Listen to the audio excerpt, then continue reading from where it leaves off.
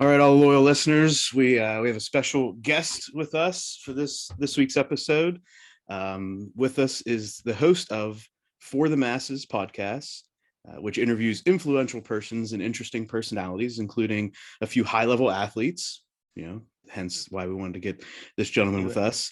He's a former collegiate wrestler, an all-around good dude, and a fantastic human. Welcome to Sports Stuff with Jim and Muff, Jonathan Barrett. Chris, my brother, Alex, Jim, I'm excited to be with you all. One of the most consistent podcasts that I see, that I follow. I just want to tell you that and give you your flowers right now. Appreciate you. Appreciate you. Welcome to the show. The flowers. That's a Jim thing too. Jim likes to give people their flowers. I give them their flowers. That's a perfect phrase.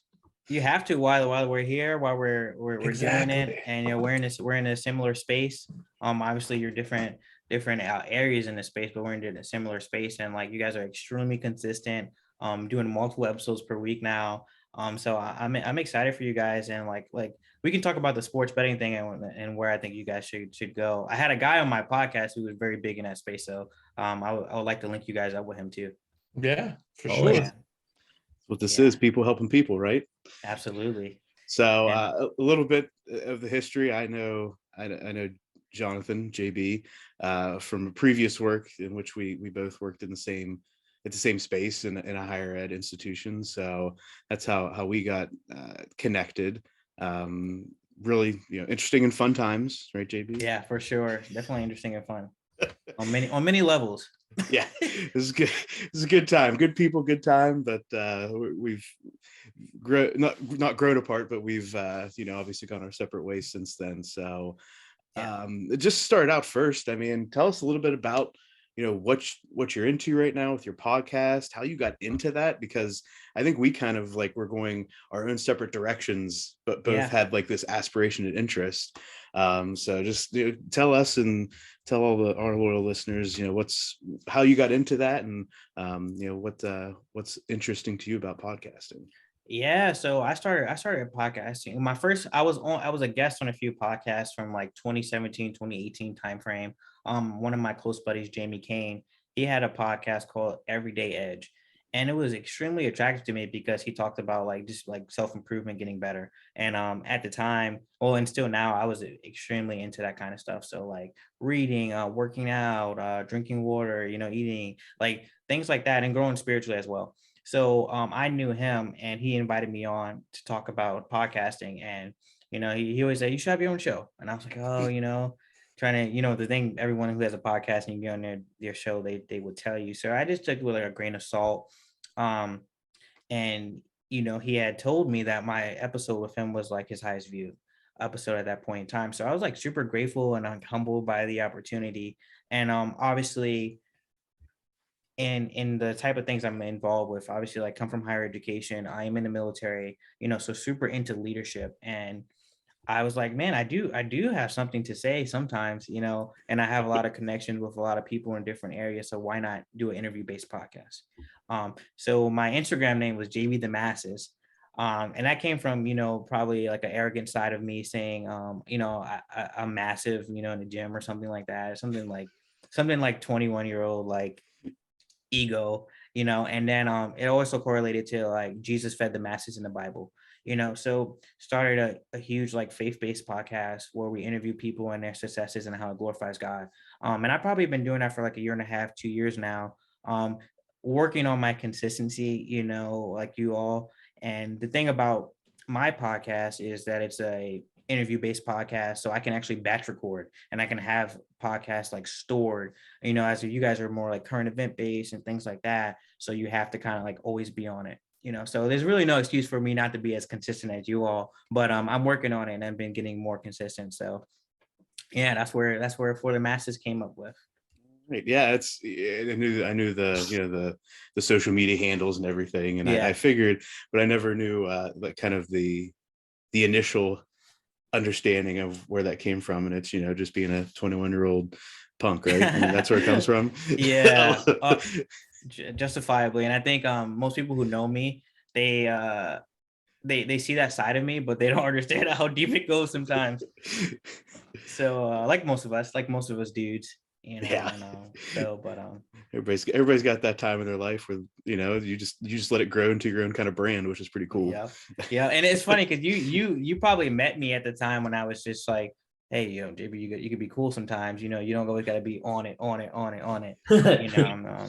and so I appreciate you, Chris, for that, because you're a mentor in many aspects of my life. So I appreciate it. So we don't like to do this, and we're not, we're going to ask you, but you don't have to Okay. rag people. But what have been some of your favorite guests, some people that you were like really interested to, either the interview was really interesting or that you had built up this anticipation for, like, oh man, like I'm gonna chat with this person and I'm really really excited to do this? Yeah, for sure. Yeah, obviously I can't rank because like all these people are from different genres, I Mhm. would say. So number 10, my episode number 10 was a guy named Father Paul Abernathy. He also went to Jesuit. Mhm. And he's a Syrian African American Orthodox priest now. Yeah. Like category. Yeah. He's Syrian and African American Orthodox priest. Hey, what does the Orthodox priest like look like? Well, when I first met him, it was on a mission trip, and I went to Pittsburgh, and he has a nonprofit called Focus Pittsburgh, where he focuses on like trauma-informed community involvement, which basically mean within the first 48 hours of someone having a traumatic experience in Pittsburgh, he trains the community to be able to respond, because that's it's extremely important for people within the first 48 hours. So this guy does that work. He lives in the hood with these people. He does church services. They do dental work. They do all these different things. So he's in the trenches basically. So I meet this guy and I'm like, all right, cool. Well, a black guy in a priest robe, like a Catholic priest? Like what's going on here? Yeah. And then so he comes in a room. This lady has a baby in her arms and he kisses the lady. I'm like, all right, well, hold on. So priest, like, aren't you a priest? Like, what do you mean? You have, okay, she has a baby, you kissed her, and then he's black. So I'm like, I'm all like discombobulated. So this dude, he's like, first thing he says, hey, I'm Orthodox. So I guess that was all he needed to say. So Orthodox priest is the second biggest church after the Catholic Church, and he essentially they don't take vows of like celibacy and not to have family and things like that. So explained it all for me. So and I was like, yo, this is crazy. So then he started telling the story, and then he had like influences from Martin Luther King. So he projected well, and he very knowledgeable, doctor Father Paul Abernathy. So he was my number 10 episode, and this guy is like incredible, phenomenal. I believe, Chris, you heard him speak at a few of our events. Yeah. So definitely an amazing individual. That he was in my number 10 episode. I would say after that, probably David Putty Agans. He was in my number 3 episode, and I think his episode was impactful just because of his knowledge base, but also because he's like super relatable as it relates to like appearance, and then he prepared really really well. Like he sent me like a page of notes before the episode. I'm not surprised, right? just knowing him, like he would always like to be very prepared and stuff like that. But that's cool, yeah. And it's interesting to have those ties, like have some higher ed ties, maybe not with Putty working directly with and with Father Abernathy, just that tie of the school, right? Mm-hmm. So that's pretty cool. It's interesting. Jim's had some conversations with some priests. It's been interesting. Yeah. That leaves open for interpretation, Mom. like confession conversations. I was like, that makes, knowing Jim, that makes sense. Right. Yeah, I've had some. Jesuit was a good time for me. Had some very heartfelt conversations with some interesting fellows. Jesuit priests are cool dudes in my mind. Oh, extremely cool, and that's what people don't know. People don't know that priests are actually like insane. Yeah, some of them are in a good way. Yeah. So some have like some really unique and interesting experiences, and have had like you said, some wild parts of their lives that you wouldn't think about. Just a real quick, Father Jim O'Brien. I don't know if you really had much intersection with him, JB. Mm-mm. Okay, this man was mid 80s, living in a freshman dude dorm, right? Yeah. And soaked it up, was kept the most odd hours, was, walk in after midnight and just have the most interesting conversations with like 18, 19-year-olds that you would ever see. I've heard him talk about like, you're talking about drawn penises and like, Oh my if God. you think that's what makes you a man, then, I can draw the biggest penis. Like this dude just like go off in the middle of these meetings, and it did so in such like a subtle and calming way that you didn't realize that he was calling you out or that he was making you look like an idiot. Yeah. It wasn't until like an hour later you'd think that conversation, be like, he did that. That's really what just happened. But yeah, that is definitely some interesting times. I know, kind of coming back a little bit on that sports side, you've had some sports figures as well. Yep. A current NBA player in Haywood Highsmith. Yep. Somebody that was a wrestler. He's in the UFC space now with Alex Godinez. Yep. So for us, that's really interesting, right? Because they get that D2 basketball player that aspires to and makes it all the way to the NBA. So Yeah. I've listened to that, and I encourage anybody that's listening around to listen to that. But how crazy was that ride? And what did you gain from that discussion with him? Bro, this is the craziest story ever. And and like, so yeah, those are my first two, and then now these next three are getting to the sports. And yeah, Haywood Highsmith, I would make that episode probably number 3 on my list of like great, like just amazing, because he's so humble. He was like so willing to do the episode. I didn't want to come off like a clout chaser and like, hey, you're in the league now, bro. Like let's do it. But I think also what attributed to that is like, obviously we had an actual relationship. Mm-hmm. And I would always like see him in like the G League, and I would just like, yo, grind and keep grinding, bro. And it's a blessing because he was always super humble. He was never like a clubber or anything like that, but he would just be dropping buckets, like drop 40 on a pretty good D2 team, and then come back and just like want to play video games. Like in it, they're like, what? And like he wasn't always into like all the girls talking to him, and just want to go back home and chill and like get ready for the next game. So yeah, I had him on, and for everyone listening, he's on the Miami Heat roster currently. And he got called up he did 10, I want to say 5-10 days contracts during COVID. So during COVID, he was in the G League still doing his thing. Everyone was getting COVID, and they called him up to he got called up to Philly twice, and then he got called up to Miami Heat to do 3 10-day contracts. And then they're like, yo, like this dude, he attributes to this team, and so they signed him for a rookie contract. So surreal, because it's like when I talked to him, it was like still talking to the same Haywood from like 5-6 years ago in the college dorms. And we used to terrorize him. I won't tell you that right now. I don't know what made him stay on that hall, but I'm talking like people used to pee on his doorknob, and like, yeah, it was some crazy stuff. Right. Oh yeah, urine. Oh. Urine. Yeah, on his doorknob and stuff like that. Sure, I heard right. I think he enjoyed it, because a different level of savagery we brought to the floor. But yeah, now he's in the league, and I think his all-time high points wise was like 18 to 22, somewhere in there. And every time he gets in, he's definitely like showing why he belongs there. So being from D2, like we put on our back. Yeah, it's definitely cool. And I've kept up, like every once in a while, I'll check at the box score. I don't know his current status, but I know that for the better part of the last couple months, he was rostered, which is pretty cool to see. Yeah. It's a story of grit, determination, and just like you said, just being humble about it. Like, yeah, you can't expect, coming from that D2 level just to be handed everything. You gotta work for it. Absolutely.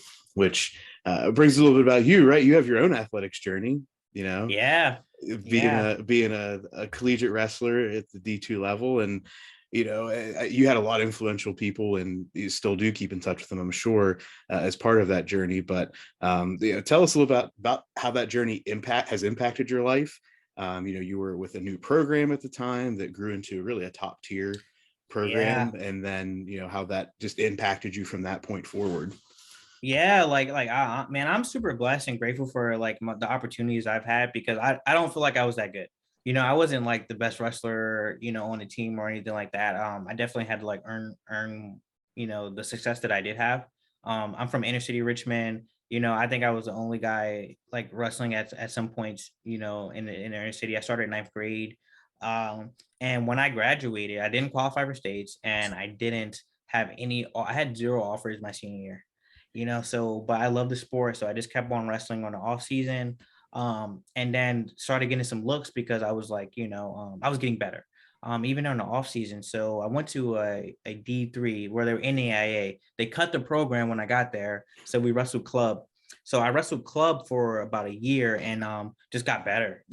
Led the team in takedowns and I had something to show a coach at the next level that like, hey, I can perform in college. So did that. Went on a visit to Jesuit. My friends drove me out, met Coach Sean Doyle. He didn't even have a room yet, but I liked him so much. And I was like, yo, sign me up, and it was surreal because literally he only had signed up like 2-3 guys. I'm already in college. I already have stats, right? So, I'm pretty sure I could find someone else to do something for me, and he didn't have a room. He just started in December. This is January. He signed 3 guys. And he just was like super, like he had a vision. And the thing that really stuck with me, and I encourage any leader to when they're talking to guys, like most coaches told me, John, by your senior year, you can be special, do something special. He told me, let's chase this national title together. And it was so different for me because it was like a high level conversation. And like, I don't know what that looked like at the time. So it got me excited. And so yeah, I did that, end up, wrestling there for 3 years, 2-year team captain, probably had like 31 career wins, in college. And then, after that translated into coaching and, my first year coaching, we placed number 2 in the nation, with a national champion in Terrence Fanning, who was a phenomenal athlete who I would love to get on the podcast. He was also my little, so basically it was all because of me. No, I was kidding. Listen, you two are entirely different humans. He was the heavyweight. It's so crazy. It's so crazy. And for everyone listening, like the context is I probably weighed like 160, 170, and Terrence is 250 pounds of like pure muscle, and he could crush me if he wanted to. So yeah, and then been blessed because like, again, how many coaches get to like hold an NCAA title their first year coaching? Or second year. Yeah, first year coaching. And it was just surreal. So then I end up like going to Davidson Elkins, coaching there. Coach, I probably coached almost like 10 All-Americans within the span of like 3 years, which is like crazy to me because I started 9th grade. I'm from Virginia, which is a top 15, top 20 wrestling state, but it's not Ohio, it's not Iowa, it's not Cali, it's not Pennsylvania. So so excited. Yeah, bro. It's surreal. So, back to like the guys I had on the podcast, I had Johnny DeJulius, 4-time All-America from Ohio State. He's been on a podcast twice, and he's a base jumper, pretty popular on the internet right now.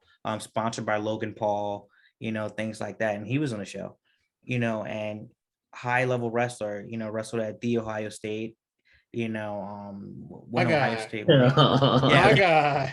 The Ohio State. Yeah, I had to save that one for last. The Ohio State, and he was on a podcast, and he's a very amazing orator.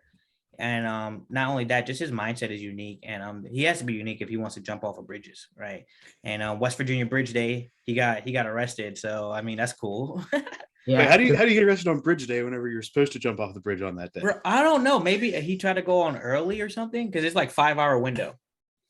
And so I don't know if he tried to go early or what, but I saw the thing. I was like, oh my gosh, this dude is insane, literally. It's not a free for all. You can't just run around jumping off whatever bridge you want in West Virginia. We have rules. Yeah, we have some rules. Where if you want to jump off a bridge, you can.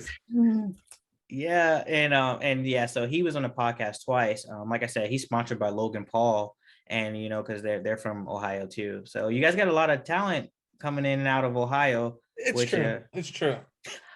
You just made Jim's day by saying anything about Ohio and wrestling, just so we're clear. Yeah. We've had an argument this week about this. Of which did you? Yeah, I mean, Pennsylvania is the best state for wrestling. We all know this. There's nothing new. Yeah. Numerically, yeah, I would say so for sure. Numerically, yes. That's true. Yeah. In addition to that conversation, you've had an opportunity to work with some some real dogs on the wrestling mat. I mean, just talking about Ty Warner, Colea, some D2 national champions, And Terrence obviously as well, Connor Craig, those guys. That was the old Jesuit crew that, migrated a little bit north to West Liberty. So I don't know how you feel about that, but they've continued that legacy that was, that started, right, that foundation that you were part of at Wheeling. So and it's surreal because, like I said, I'm from Virginia. I started in 9th grade, didn't even know about the sport up until 9th grade. Didn't know about NCAAs until like I was a sophomore, junior, and it's like, just a blessing for sure. And like, those guys are high level wrestlers. Like Ty Warner's the most winningest. He probably the most historical wrestler in Ohio State history, Ty Warner. And just to see his mindset. Oh, by the way, he coaches in Virginia right now. He coaches down the street in Roanoke right now. I just want to tell everyone that. So, Virginia wrestling obviously doing something right if we got Ty Warner down here. Yeah. But so he's a dog, and their mindsets are just insane because like these guys coming into college, they're kids and they're coming in not afraid to, shake things up, shake the world up. And Ty Warner came in, he took a gray shirt, a red shirt, and whatever other shirts he could, coming in, and then we got Connor Craig. Connor Craig was at a camp with us. And he was okay back then. He was okay. He took me and Dom down and we was like, okay, this guy's, he's okay. And he had like ice on his knees, like double knee surgery or something like that. So I didn't think he would translate to college like he did. Like he would. And so it was surreal. So see Connor Craig come in, Cole Leia, the he was literally like the little engine that could from West Virginia. Literally. And this dude is insane. If anyone ever talked to him, Cole Leia, he won 2 national titles. He just lost it. He didn't get a 3rd national title this weekend, but a phenomenal athlete, phenomenal spirit. And his mindset towards things was like, bro, I'm trash. I'm not good enough to be here, so I'm gonna work super hard. And he would just beat himself up mentally. It was very interesting and very probably toxic. Well, it's funny you say that because that was said on a couple broadcasts about a lot of wrestlers during the national championship this weekend. Yep. Sammy Sasso and the guy he wrestled in the finals. Sasso.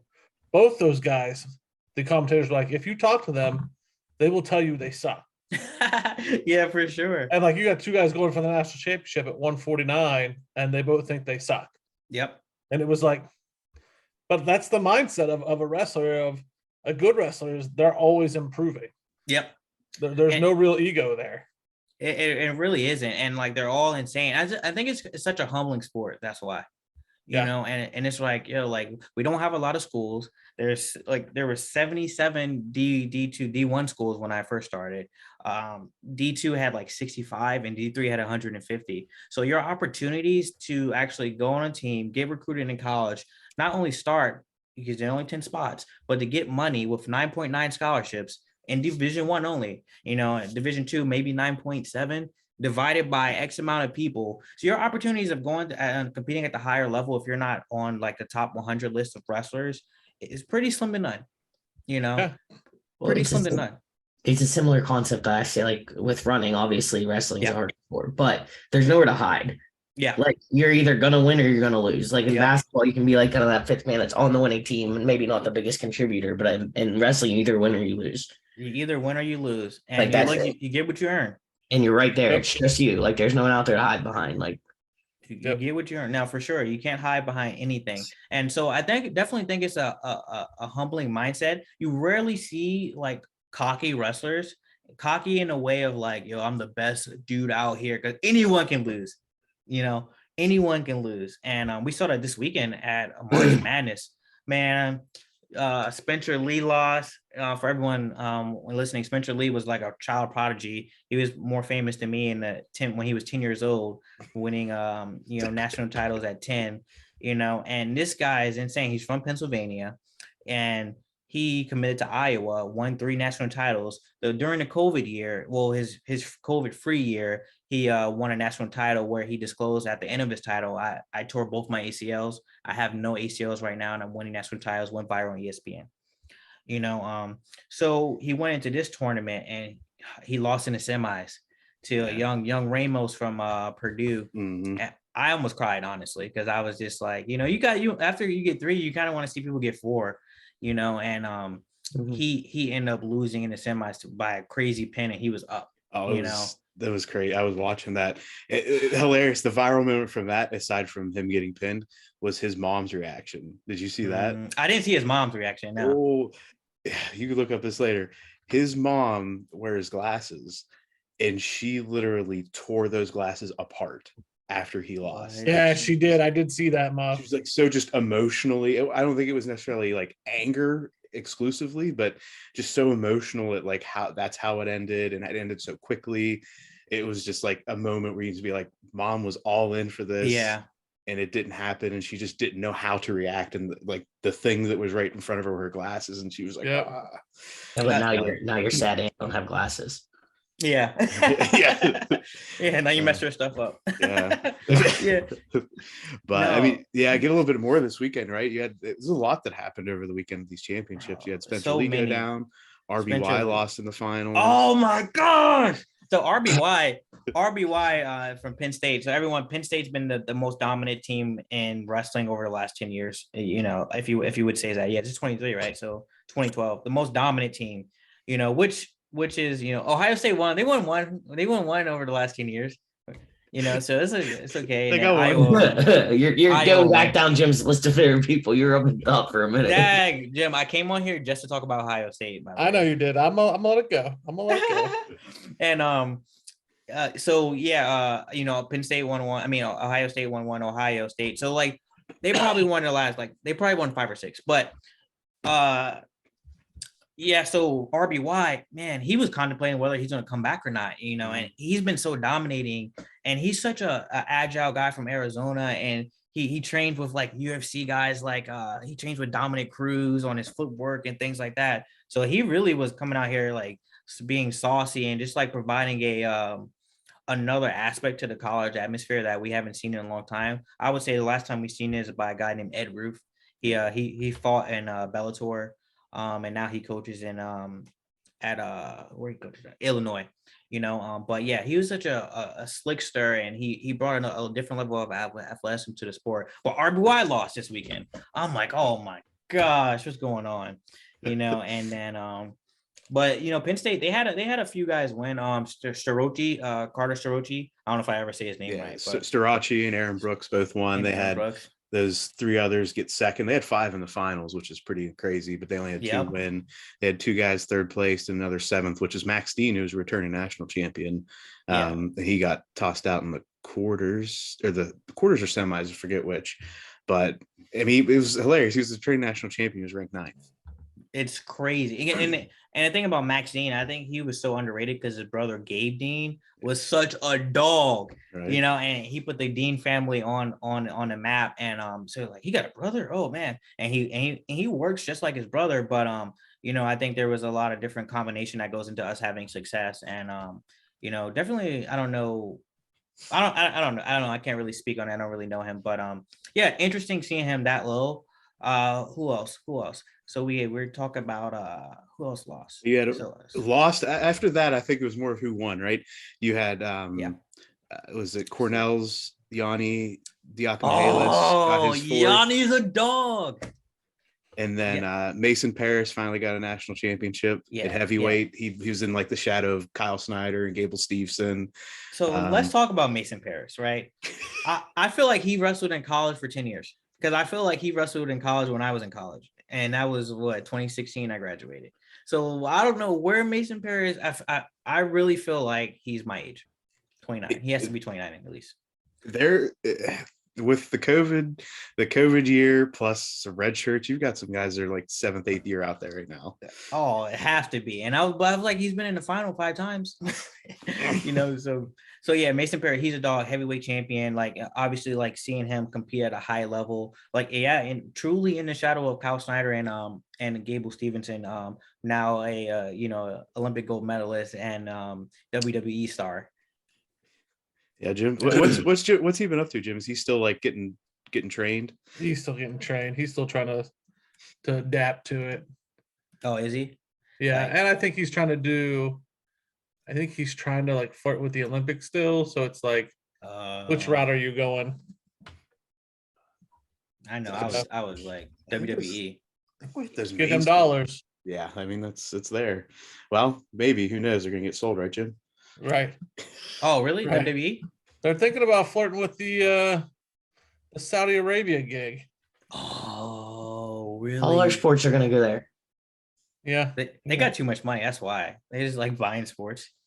Yeah. That's exactly what's happening. They're buying the sports, but I was thinking You know. there's the major storylines from the championships that I can recall. So obviously, like Aaron Brooks won. Yeah. Returning national champion. He's a dog. We talked about Sorochi. We talked about Yanni. Like I said, Yanni, his mindset is very different. When he can't, like, obviously he's probably gonna get ready for like Worlds and the Olympics.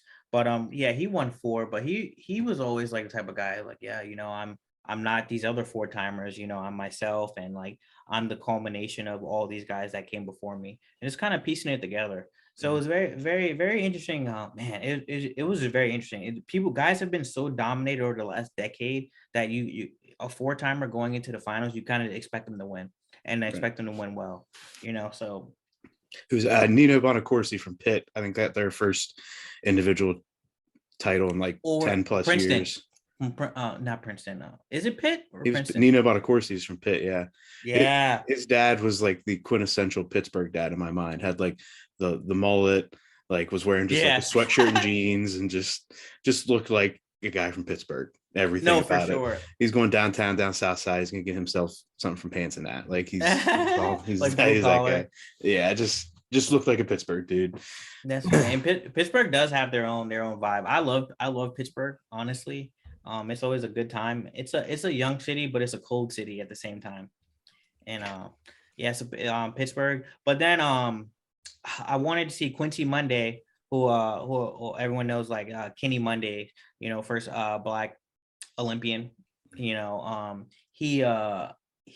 didn't win it, but his dad started a program at Morgan State in Maryland and Baltimore. I'm gonna go see if he wants me to coach with him. But call your shot. Hey, it's right up the street. I'm like, yo, I'm gonna hit up Kenny and like tell him here's my stats. Am I good enough? Am I good enough? You start with, these are all the All-Americans that I've been a part of their coaching. Like, yeah, I'm gonna say, hey, these are all the guys who are better than me that I coached. What about Max? You can tell me you know Max. Hey, so yeah, I'll tell him I know Max, right? So for everyone listening, Max Lacey, he wrestled Division II, was never a national qualifier. Always the talent was always there. Really had a hard time finding his weight. Didn't know what weight was best for him, but always was extremely talented and was always right there to be a national qualifier. So he graduated from Jesuit, extremely decorated, probably 70 wins.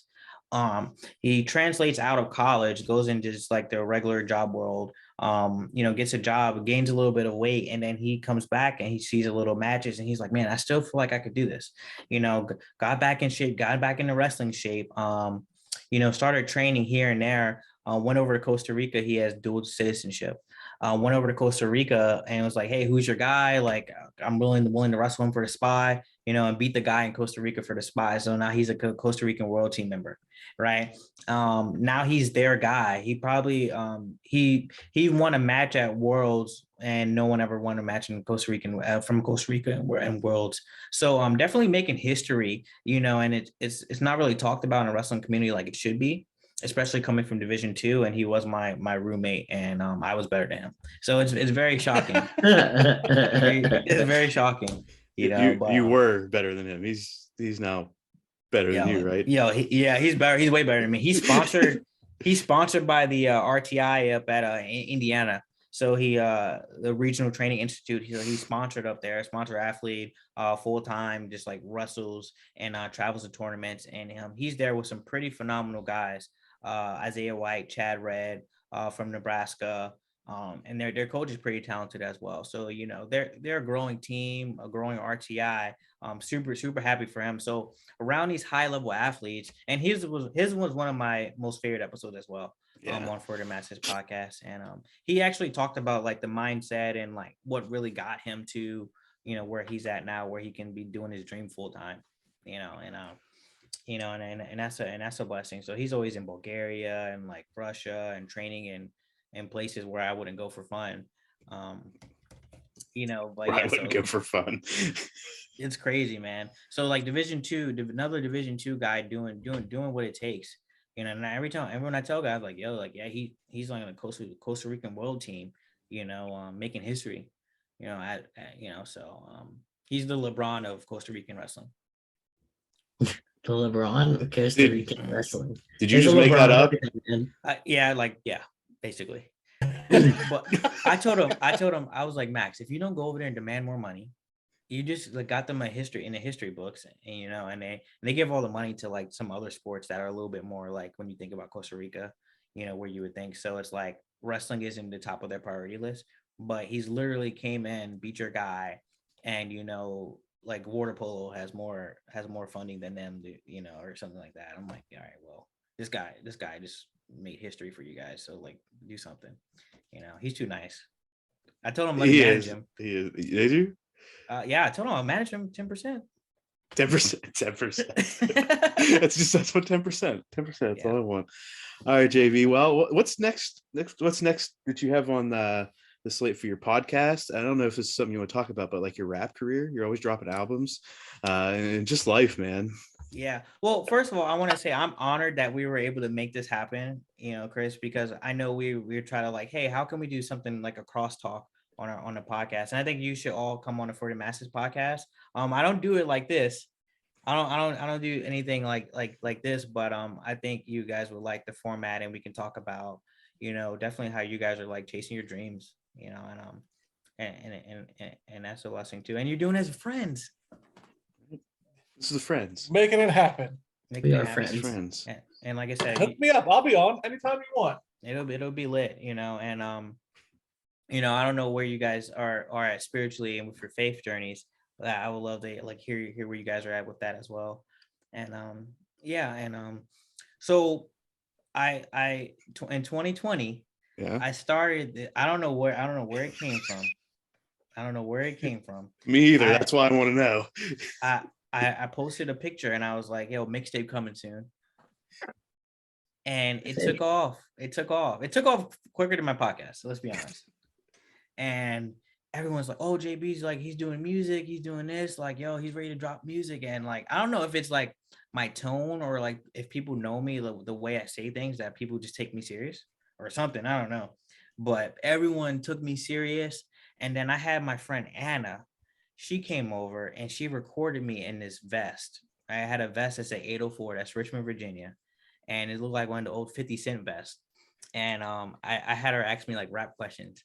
I was like, yeah, how long you been rapping? I'm like, I've been doing this since I was 13, and just really like, who's your inspiration? People from the streets like Drake. And obviously I talk like this, so no one believes me. But I was like Little Dirk. And I started just the video just went crazy. And people really thought I rapped for a long time, which I do rap if anyone listening to this, and I in 2020 during the pandemic, I could have got booked for a show. I could have got booked. I don't have any music. I don't have one song. There's not a single song to listen to. I don't have any music. Literally none. You accidentally wrote that and then. Yeah, and then it just took off. And he's still out here trolling this idea. Yeah. Hilarious. I would say like every 6 months I see something pop through like Instagram. And I'm like, he's still having this go on, and people still believe it. And I think for me, like I believe it now. I think I believe it. I think I'm a rapper, and so with your Beatles hat on, right? With my Beatles musicians. That's it. So it's very interesting how the internet works. It's very, very fascinating because it's like, man, like either it's me or like just people just believe anything on the internet. And yes, so, I mean that's a new concept for you. We might have an issue. Yo, internet is crazy, and so that was my music. That was my music, my career. I'm gonna do one song. You consider that a music career? Like, I mean, to a certain extent, if I'm gonna get booked, I'm gonna get booked somewhere. Because I saw a girl. But what are you gonna do? So okay, don't tell anyone. Okay, I'm gonna tell you for real. I'll tell you. Okay. Okay. So, are you familiar with Fiverr? Like Fiverr, like that you eat. So you like the freelance app? Oh nope. I thought you meant like dietary fiber. Oh no, So- not Fiverr. It's Oh. it's a freelance app that basically a whole bunch of freelancers from around the world put their services on. Huh. So one of those services, ghostwriting. All right. So you're gonna So have to hire one. I already did. You got him on the back Al- burner just in case you accidentally get booked. Yo, Alex, I already hired one. Okay, I'm gonna tell you this. Okay, Jim, I'm so serious. I already hired I'm one. with you. Hey, so my brother actually is a real rapper. He makes beats. He sent me beats. I think he thought I was serious too. Oh So- no. So he emailed me the beats. Like we're best friends now, guys. I just want to tell you this right now. So Okay. he emails me the beats, and I'm like, sends it to ghostwriter, and he comes back with a song. And so I have a song. I just have to get in the studio and record it. But I don't want anyone to laugh at me while I'm in the studio because you can hear the way I talk. So, but I think you should redo our theme song. I would do it. I thought I was gonna get it. I thought I was gonna get it today. Was it Chris be like, it's sports stuff with Jim and Ma. This is gonna be inlaid somewhere in the middle of the episode, so Oh, I wait, mean- we'll get okay. there. Yeah. I don't understand why we don't have him on here, Muff. As like Well, we he's should contract him out as he should rap our intro. No, we could have I'll like we could have what like exit? we could have a cross collab between him and Joey Adams. Oh, Who's Be Joey Adams? like, Oh, he's already. He's gonna put shade on Joey. We better slow down. wow. Yeah. He's another guest that we've had that has he has actually released music. He's on Spotify and all that. Oh, He's country, so I mean, you guys that would be an could do interesting like matchup. you could do like a remix of one of his songs. So he's Well, got the beats, right? I don't know if I'd call what Yeah. Joey does beats, but he's got the music. You guys can maybe do a cross collab of finally getting you on the radio. I need to do something. I'm down because you put me on the Kane Brown, so I know it's possible. I love Kane Isn't- Brown. There you Isn't go. that a new isn't that like a new genre? Like rap country rap? I think it depends. I think it depends on New-ish. who you're asking. New-ish. People say like Jason Aldean had that flair to him.